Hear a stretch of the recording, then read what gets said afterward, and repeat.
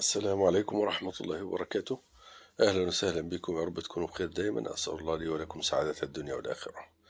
رسم المياه الشفافة المتلألئة، ورسم الصخور والبيوت المنحوتة في الصخور، ده موضوعنا النهاردة إن شاء الله، ورحلتنا مع رسمتنا.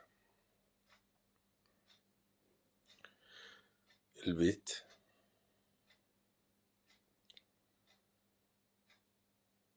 مساحات الصخور،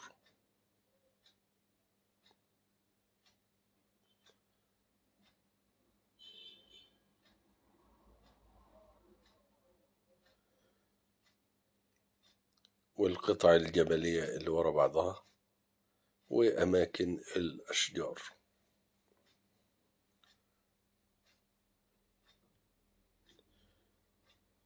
ودي الفتحة في الجبل العميقة.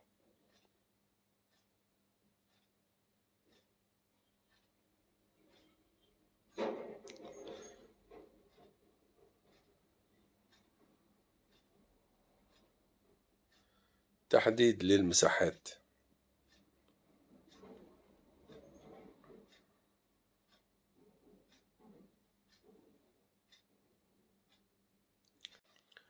ونحدد باب البيت، علشان بعد كده بنبدأ بالبعيد، السما يعني نخلصها ونبدأ نضع الألوان المبدئية للصخور والعناصر اللي قدامنا دي. هذا السما بلون سماوي، وأغلب السما دي هتدارى، ولذلك ما عملناش فيها تفاصيل كتير، هو لونه خلاص لون السما، اللون السماوي وفقط.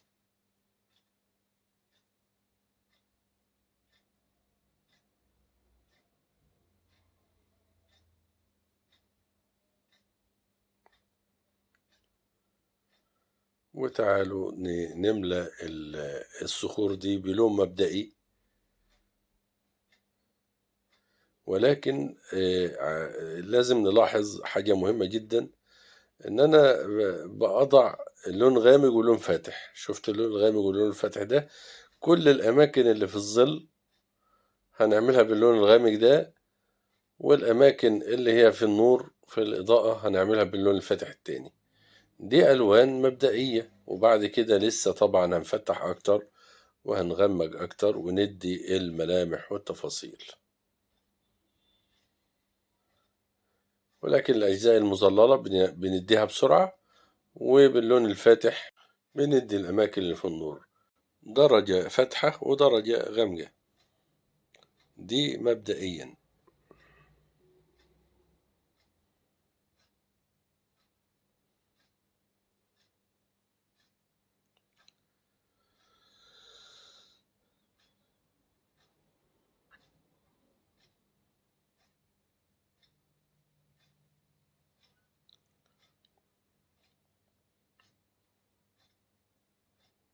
الشباك ده هيكون في العمق،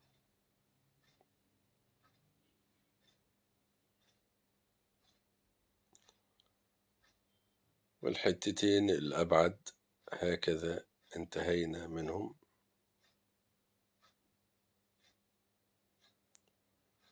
الحتة دي فتحة في العالي، الجدارية دي فتحة برضو في العالي، يعني شغالين بالدرجة الغامقة والدرجة الفاتحة لسه. وبدأنا نحط أصل النباتات باللون الغامق، وهنطلع بالفاتح واحنا بنوزع لفوق بالتدريج اللوني بالنسبة للأخضر.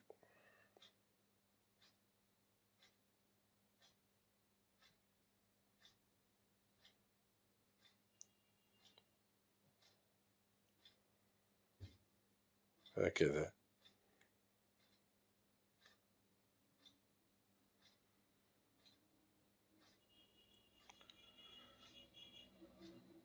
وبتاخد من الدرجة الغامقة اللي انت حطيتها، وبتطلع الفاتح ده تدمجهم في بعض بضربات مبدئية. طبعا هنا المكان ده عميق،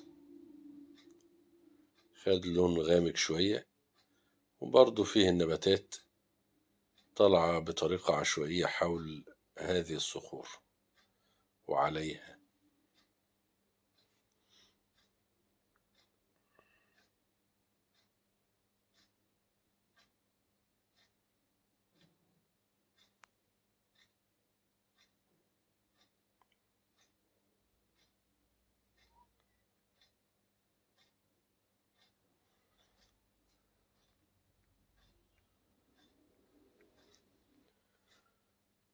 ألسنة النباتات والأغصان، وباللون الفاتح كلما ارتفعنا. لاحظ معايا، وكل الألوان بالنسبة للأخضرات والنباتات يعني تلاحظ إن هي مش غامجة، كلها ألوان ضبابية لأنها بعيدة، مفيش تركيز عالي في اللون نفسه الأخضرات.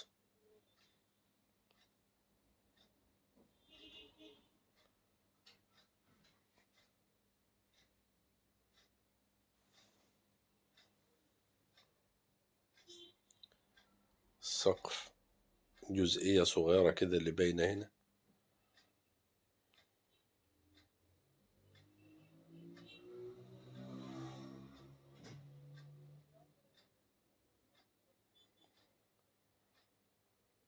والفتحة العميقة واخدة اللون الظل، اللون الأسمر.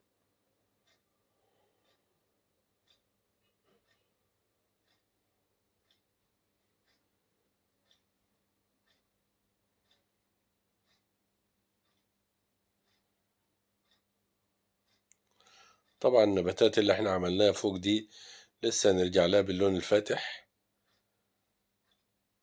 الأخضر الفاتح الزاهي.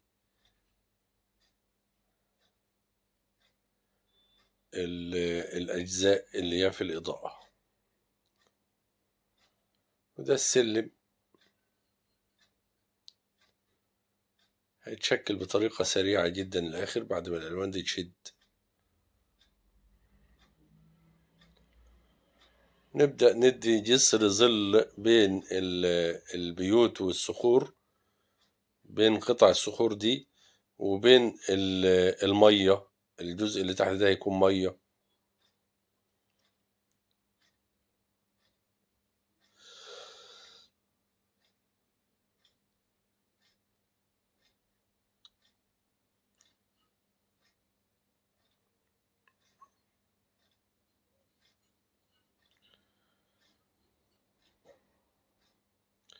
نضع الألوان المبدئية للمية بسرعة، وبعد كده نرجع للصخور دي نجسم فيها التفاصيل بتاعتها والتضاريس بتاعتها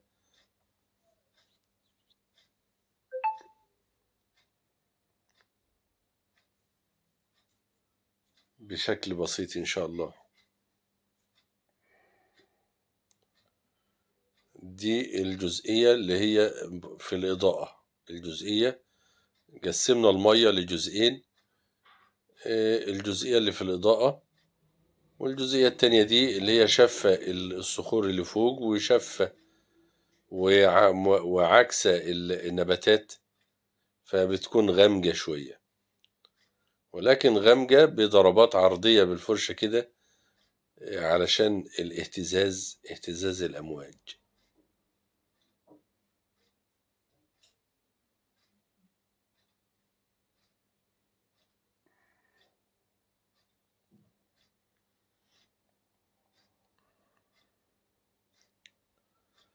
المية واخدة اللون التركوازي.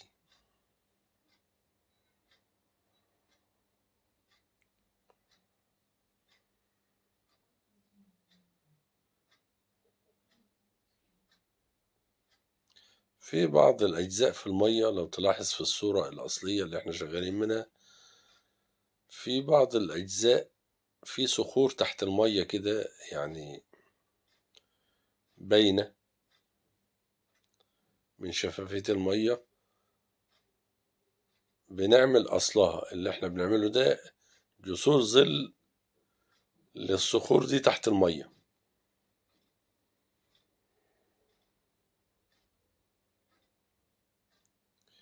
ليها أيضا جسور ظل.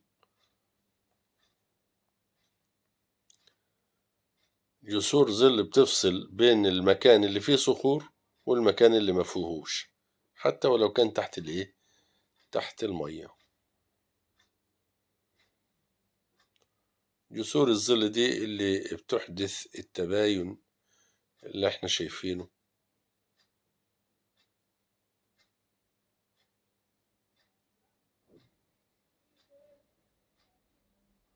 هي دي الأماكن اللي هيكون فيها صخور تحت المية.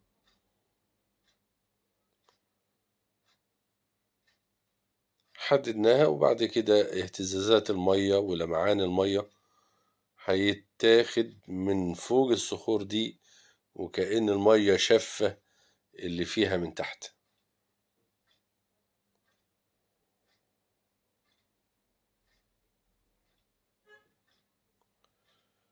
الأجزاء اللي تحت بالنسبة للصخور بتكون واخدة اللون الغامق اللي احنا شايفينه ده. بدأنا نضرب ضربات في الصخور نفسها. طبعا هتكون صخور متقطعة وصخور بلون غامق ولون فاتح وصخور مجسمة، فيكون بعض أجزائها في الظل. طبعا أنا يعني باخد الأجزاء العميقة والأجزاء المظللة كلها باللون الغامق زي ما احنا شايفين، وبرضه بشكل مبدئي.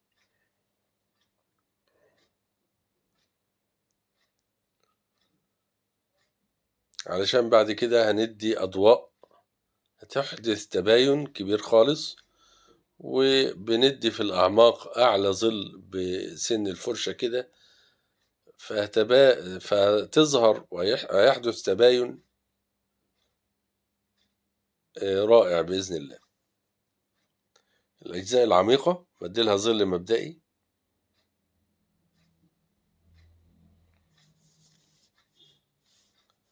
لاحظ وشوف الخطوات دي.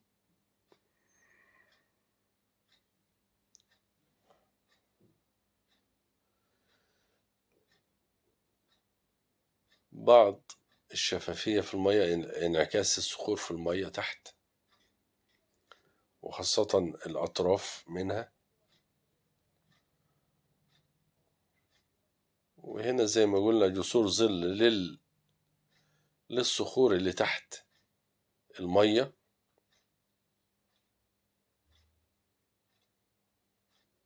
وضربات عرضية بسيف الفرشة، يعني دي اهتزازات المية، الضوء مع الظل، ضوء الشمس أو ضوء السماء مع الظلال اللي هي انعكاسات الأشياء اللي فوق المية.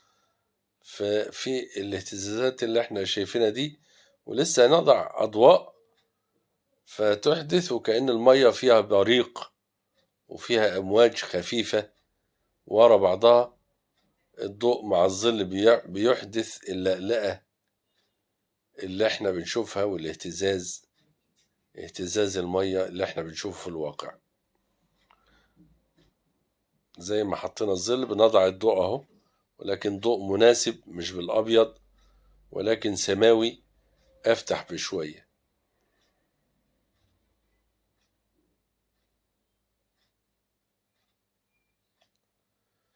واللسعات البيضاء هتكون في أماكن محددة في أعلى هذه الأمواج. كل موجة هتاخد لسعة ضوئية سريعة كده زي ما نشوف مع بعض، هتبان البريق واللمعان، بريق المية.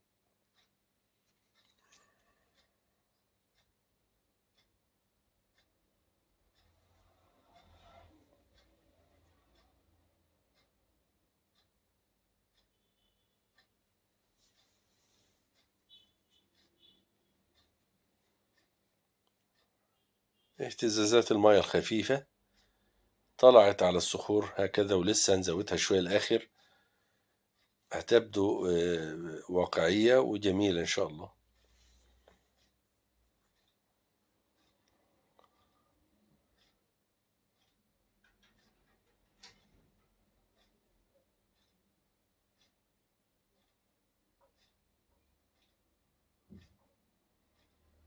باللون السماوي الأفتح هكذا. ودي اللسعات الضوئية في أعلى كل موجة، حتى ولو كانت موجة خفيفة تاخد اللمعة بتاعتها ال الأعلى على الإطلاق. نروح للبيت.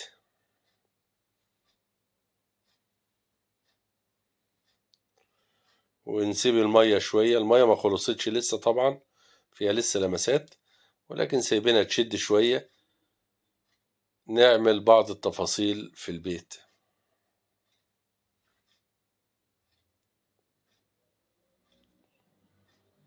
والبيت زي ما يكون منحوت في الصخر، الجزء ده اللي باين منه. وهنا باب زجاجي رائع هنعمله بالفاتح والغامق هكذا.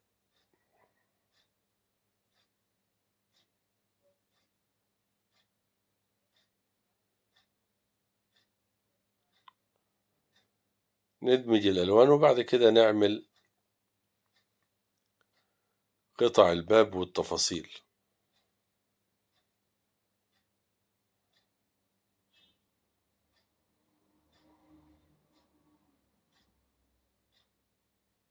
الجزء ده سمك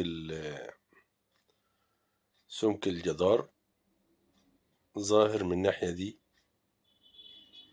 ولكن واخد اللون الأغمق شوية لأنه في الظل، بين معانا على طول عمق الباب.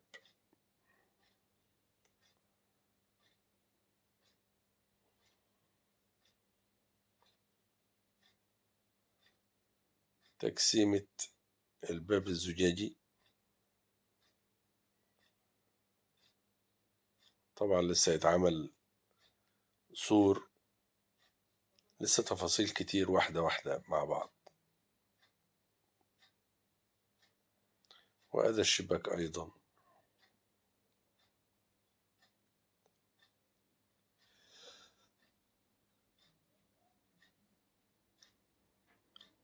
لسه طبعا ما خلصش الباب ده، لسه فيه شغل.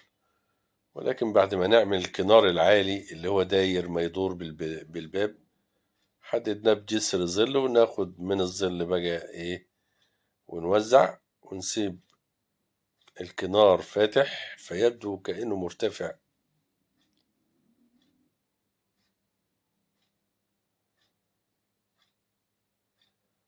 وتجسيمة سريعة للكنار ده. وطبعا الجدارية بتاعت البيت، الجدارية اللي في الوش دي لسه هتتجسم برضو حجارة بشكل سريع الآن إن شاء الله.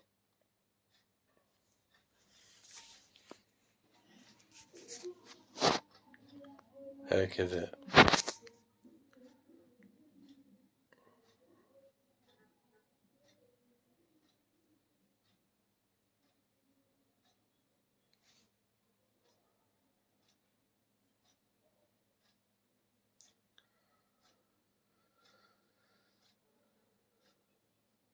بالإضاءة والظلال بنبرز الأماكن المرتفعة وبنبين الأماكن المنخفضة.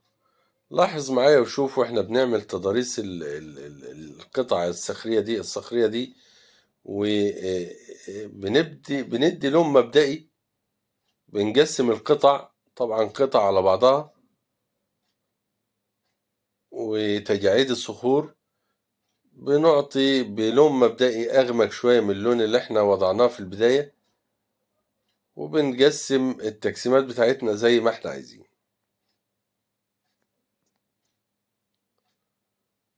والآخر كل صخرة من دول طبعا احنا بنعمل دواير مغلقة جنب بعضها. الدوائر دي اللي هي ايه الصخور. شفت السلم خلص بسرعة ازاي معانا بضربات سريعة عرضية.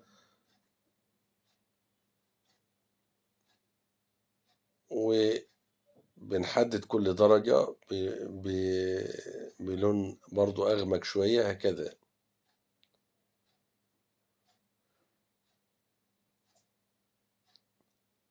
الدرجات الأخيرة بتاعت السلم دي لسه هنلقي عليها الضوء شوية لأنها طلعت في الإضاءة. شوف الصخور، احنا بنحدد الصخور اهو، بنعمل دواير مقسمة كده بشكل عشوائي، بنحدد بيها مساحات الصخور، وكل صخرة من دول هتاخد ضوء لوحدها وظل لوحدها. يعني بنجسم كل صخرة بالضوء والظل، وده اللي هنشوفه مع بعض الآن. طبعا كل ما كان الأماكن مرتفعة في مواجهة الضوء هنعطيها ضوء أعلى شوي، والأماكن اللي هي في الناحية التانية ناحية اليمين بعيد عن الضوء هنسيبها مظللة، وممكن نزود الظل فيها أكتر شوي.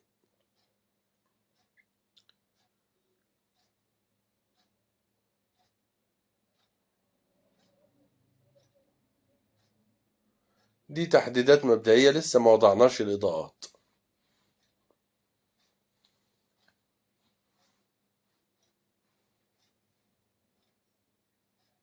بدأنا ندي الإضاءات،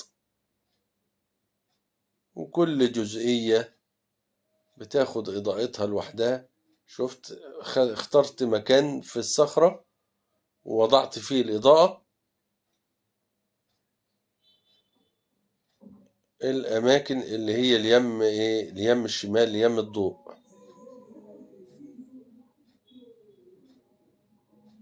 ونقسم زي ما احنا عايزين نكتر الصخور ماشي، عايزين نخليها صخور بسيطة مفيش مشاكل، قطع كبيرة عادي. بتقسم بالخطوط المبدئية اللي احنا جسمنا بيها دي، وبعد كده بتختار كل مساحة وبتدي لها أضواءها وظلالها. شفت الحرف ده بارز شوية، احنا عملناه بارز شوية من خلال الظل والضوء اللي احنا بنضعه ده. الحرف ده برضو بارز مرتفع فخد الإضاءة شوية.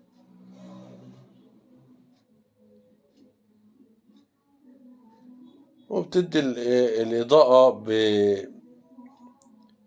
بشكل عشوائي، ضربات متذبذبة كده لأن صخور وفيها اتجاهات كتيرة. تلاحظ إن أنا خدت الكتلة الأكبر اللي اليم الشمال باللون الفاتح، وبرضو بدخل بالخربشات كده باللون البني الغامق شوية، كأن خربشة الصخور، وزي ما قلنا التجاعيد وملامح الصخور.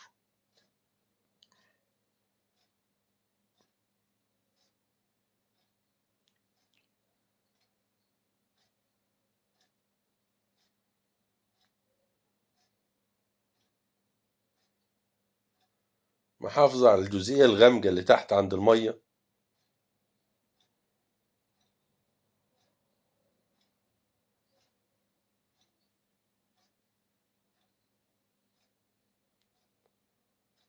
والشباك مفتوح له في الصخور، وعملنا له كنار برضو سريع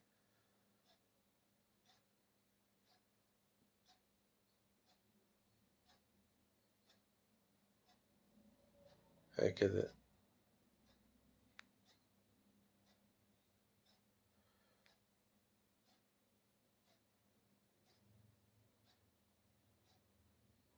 بعض التلوينات في بعض الأماكن في الصخور واخدة اللون البرتقالي، البني البرتقالي.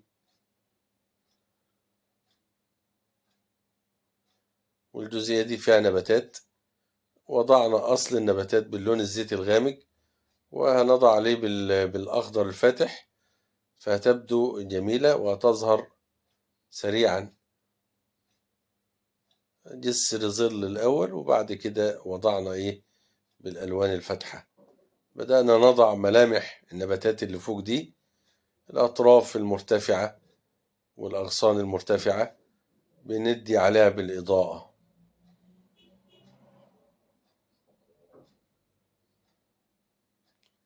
هكذا.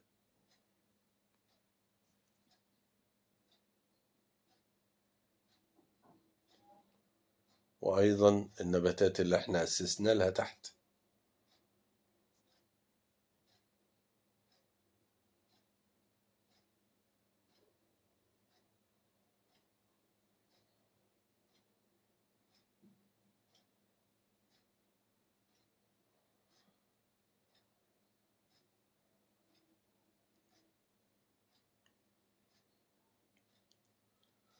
واحنا بندي الإضاءات بنحافظ على الظلال اللي هي تحت، والأجزاء اللي هي بين الأغصان وبعضها والأشجار وبعضها.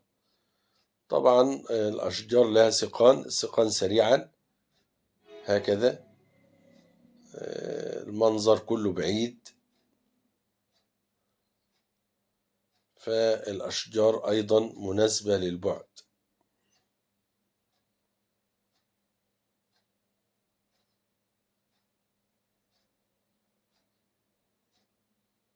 وندي إضاءة للشجرة، هندي لها إضاءة. شفت الأماكن العميقة بنزود فيها الظل إزاي، فبيحدث تباين عالي جدا.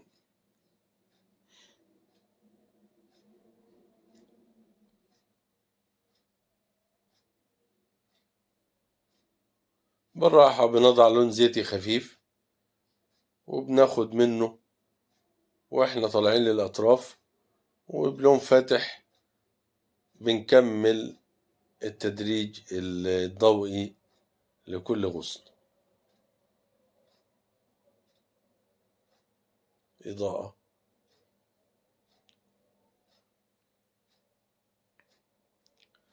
بنزود الظل والتباين أيضا في المية، في الأماكن اللي هي تحت الصخور والأماكن العميقة.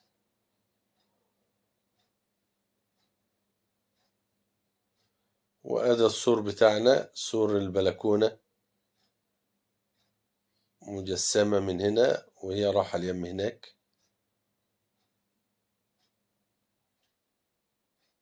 في الناحية التانية هكذا، إطلالة رائعة. وهنا المدخنة بتاعتنا مش عايزين ننساها.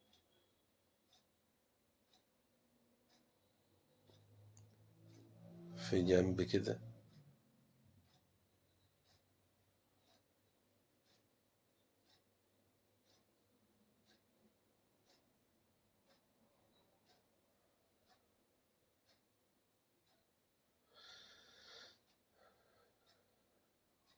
وإضاءة على الحرف من أعلى. وبنزود التباين أيضا في باب البلكونة بتاعتنا.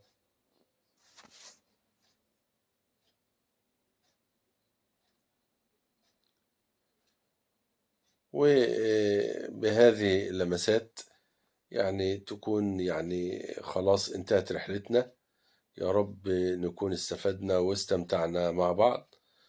وفي الختام كالعادة أدعو الله تبارك وتعالى لكم جميعا بالسعادة في الدنيا والآخرة، كما أدعوه للمتفاعلين والداعمين. بارك الله فيكم وحفظكم، وأسعدكم الله في الدنيا والآخرة، وأعطاكم الخير حيث كان. شكرا جزيلا لكم، شكرا للقلوب الكريمة، شكرا للقلوب النبيلة، شكرا للقلوب التي تنشر الخير ويعني وتبذل الخير. بارك الله فيكم، كتر خيركم، جزاكم الله خير الجزاء.